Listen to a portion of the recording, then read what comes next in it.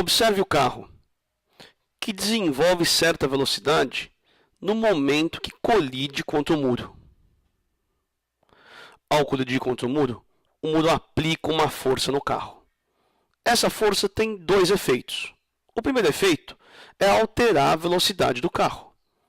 O segundo efeito é a sua deformação. Graças à existência de uma força aplicada, é que um avião pode decolar. O avião estava em repouso, aumentou sua velocidade devido à ação de uma força. Ou é devido à ação de uma força que um jogador de futebol pode dar uma arrancada, aumentando sua velocidade. Ou é devido à ação de uma força que ao chutar a bola, alguém chutando uma bola, a bola deforma. Também é devido à ação de uma força que a gente consegue tomar um simples café, tá? Pegando a xícara em repouso e levando para a nossa boca para a gente poder tomar o café. Agora, quando é que a gente pode verificar a existência de força? Primeira situação, quando houver uma atração. Olha os corpos de metal sendo atraídos aqui por um ímã, por exemplo. Outra situação, quando tem uma repulsão. Veja aqui uma pessoa usando uma peruca e os cabelos da peruca estão se repelindo. Tá ok? É o motivo disso acontecer, a gente vai explicar melhor lá no curso de eletricidade. Tá? Quais são as outras situações que a gente pode verificar a existência de força? Por exemplo, quando você pega um corpo e empurra o corpo, quando temos um empurrão. Ou quando você pega o corpo e puxa o corpo, quando temos um puxão. Ou quando alguém esfrega outro corpo, quando existe uma esfregação.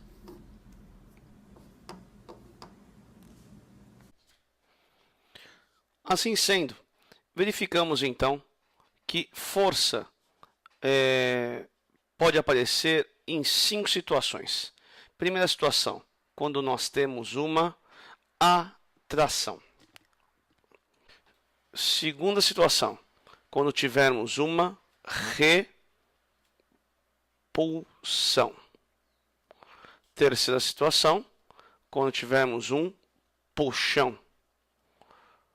Quarta situação, quando tivermos um empurrão. E a última situação, quando tivermos uma esfregação. Só nessas situações? Sim, apenas nessas situações, nessas 5 situações. Dá uma olhadinha agora naquela situação do corpo sendo empurrado. Força é uma grandeza vetorial. Isso quer dizer que podemos representá-la por meio de um vetor. Então aqui está o vetor representando a força aplicada nesse bico de tomada. Agora uma coisa importante, o rabo do vetor indica o ponto de aplicação da força. Agora o caso de a gente estar puxando um corpo. Aqui é o ponto de aplicação da força e nesse caso a força aqui é no sentido de puxar. Tá? Para finalizar, o último comentário é que um corpo sozinho não tem força. Se você for olhar aqui, olha só, o dedo aplica a força nessa caixinha. Então, para você ter força, você precisa ter um corpo exercendo uma ação em outro corpo. Força é o resultado da ação de um corpo sobre outro.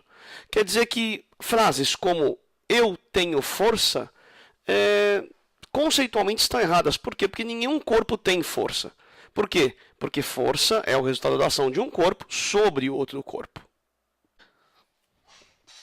Voltando aqui a falar as situações nas quais eu tenho força, dá uma olhadinha agora nessa situação, que é um ímã, ok? E próximo dele, um prego, ok? O que a gente pode afirmar? Podemos afirmar que o ímã vai atrair o prego. Então, vamos representar aí essa atração por meio, lembre-se, do nosso vetor aqui. Está aqui a força indicando a atração. Lembre-se, força é resultado da ação de um corpo sobre outro. Essa força é resultado da ação do ímã sobre o prego. Agora, vamos para mais uma situação. Vamos pegar aqui uma parede, ok? E aqui uma pessoa em empurrando a parede. Está aqui encostada, empurrando a parede. Então, temos aqui uma força aplicada na parede. Perfeito? Que é resultado da ação desse corpo do homem sobre a parede. Agora, há uma diferença entre os dois casos. Note que aqui o ímã executa ação sobre o prego sem encostar no prego. E aqui o homem, para aplicar força na parede, tem que encostar na parede. Ok? Então, existem forças que, para existirem, esses dois corpos, o que executa a ação e o que sofre a ação, eles não precisam estar em contato. Já existem outros tipos de força que, para que um corpo exerça ação sobre o outro e aplique força, tem que estar em contato. Na atração e na repulsão, os dois corpos não têm que estar em contato para ter existência de força. Essas forças no qual os corpos não têm que estar em contato são chamadas forças de campo. Já forças que, para a força existir, os dois corpos têm que estar em contato, puxão, empurrão ou esfregação, são chamadas de forças de contato. Ok? Pensa bem, para você puxar alguém, você tem que encostar nesse alguém. Para você empurrar alguém, você tem que encostar nesse alguém. Para você esfregar alguém, também você tem que encostar nesse alguém.